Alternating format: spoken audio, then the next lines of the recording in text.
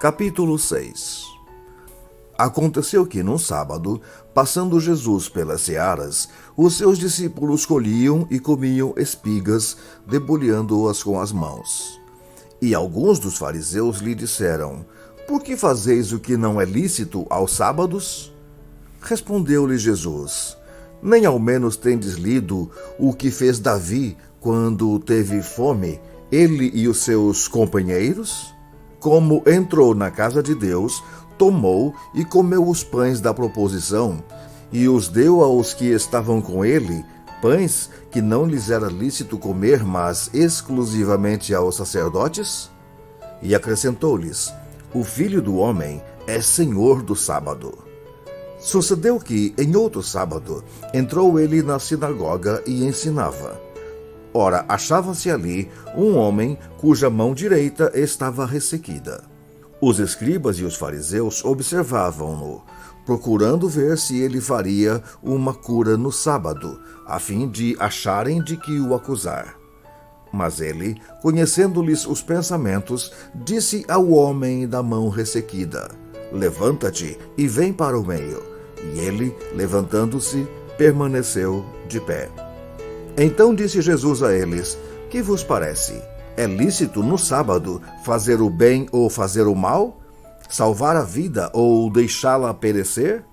E, fitando todos ao redor, disse ao homem: Estende a mão. Ele assim o fez, e a mão lhe foi restaurada. Mas eles se encheram de furor e discutiam entre si quanto ao que fariam a Jesus. Naqueles dias, retirou-se para o monte a fim de orar, e passou a noite orando a Deus.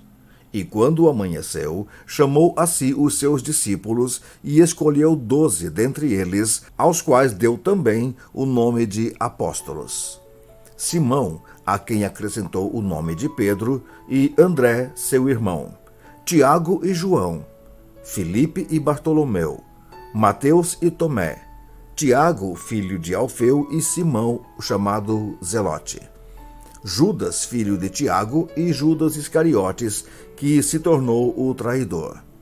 E, descendo com eles, parou numa planura onde se encontravam muitos discípulos seus e grande multidão do povo, de toda a Judéia, de Jerusalém e do litoral de Tiro e de Sidom, que vieram para o ouvirem e serem curados de suas enfermidades. Também os atormentados por espíritos imundos eram curados. E todos da multidão procuravam tocá-lo, porque dele saía poder, e curava todos. Então, olhando ele para os seus discípulos, disse-lhes: Bem-aventurados vós, os pobres, porque vosso é o reino de Deus. Bem-aventurados vós, os que agora tendes fome, porque sereis fartos. Bem-aventurados vós, os que agora chorais, porque haveis de rir. Bem-aventurados sois quando os homens vos odiarem, e quando vos expulsarem da sua companhia, vos injuriarem e rejeitarem o vosso nome como indigno por causa do Filho do Homem. Regozijai-vos naquele dia e exultai, porque é grande o vosso galardão no céu. Pois dessa forma procederam seus pais com os profetas. Mas ai de vós, os que agora estáis fartos, porque vireis a ter fome. Ai de vós, os que agora rides, porque haveis de lamentar e chorar. Ai de vós, quando todos vos louvarem, porque assim procederam seus pais com os falsos profetas. Digo-vos, porém, a vós outros que me ouvis: amai os vossos inimigos, fazei o bem aos que vos odeiam. Bendizei aos que vos maldizem, orai pelos que vos caluniam. Ao que te bate numa face, oferece-lhe também a outra. E ao que tirar a tua capa, deixa-o levar também a túnica. Dá ao pobre o que te pede, e se alguém levar o que é teu, não entres em demanda. Como quereis que os homens vos façam, assim fazei-o vós também a eles. Se amais os que vos amam, qual é a vossa recompensa?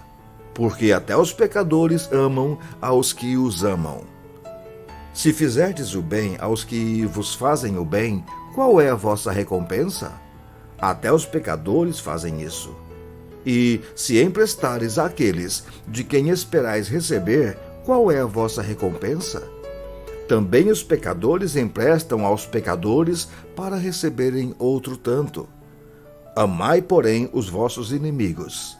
Fazei o bem e emprestai, sem esperar nenhuma paga. Será grande o vosso galardão e sereis filhos do Altíssimo, pois ele é benigno até para com os maus e ingratos. Sede misericordiosos, como também é misericordioso vosso Pai. Não julgueis e não sereis julgados. Não condeneis e não sereis condenados. Perdoai e sereis perdoados. Dai e dar-se-vos-á. Boa medida, recalcada, sacudida, transbordante, generosamente vos darão. Porque com a medida com que tiverdes medido, vos medirão também. Propôs-lhes também uma parábola. Pode, porventura, um cego guiar a outro cego? Não cairão ambos no barranco? O discípulo não está acima do seu mestre. Todo aquele, porém, que for instruído, será como o seu mestre. Por que vês tu o argueiro no olho do teu irmão, porém não reparas na trave que está no teu próprio? Como poderás dizer a teu irmão, deixa-me, irmão, que eu tire o argueiro do teu olho, não vendo tu mesmo a trave que está no teu?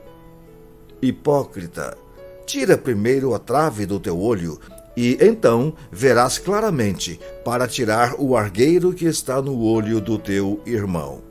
Não existe árvore boa que dê mau fruto, nem tampouco árvore má que dê fruto bom.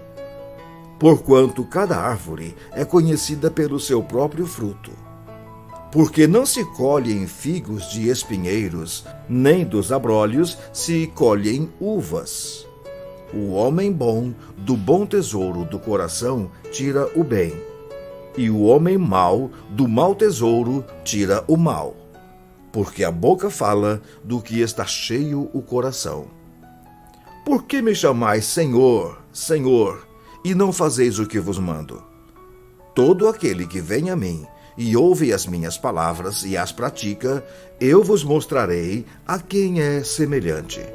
É semelhante a um homem que, edificando uma casa, cavou, abriu profunda vala e lançou o alicerce sobre a rocha. E vindo a enchente, arrojou-se o rio contra aquela casa e não a pôde abalar, por ter sido bem construída. Mas o que ouve e não pratica é semelhante a um homem que edificou uma casa sobre a terra sem alicerces. E, arrojando-se contra ela o rio, logo desabou, e aconteceu que foi grande a ruína daquela casa.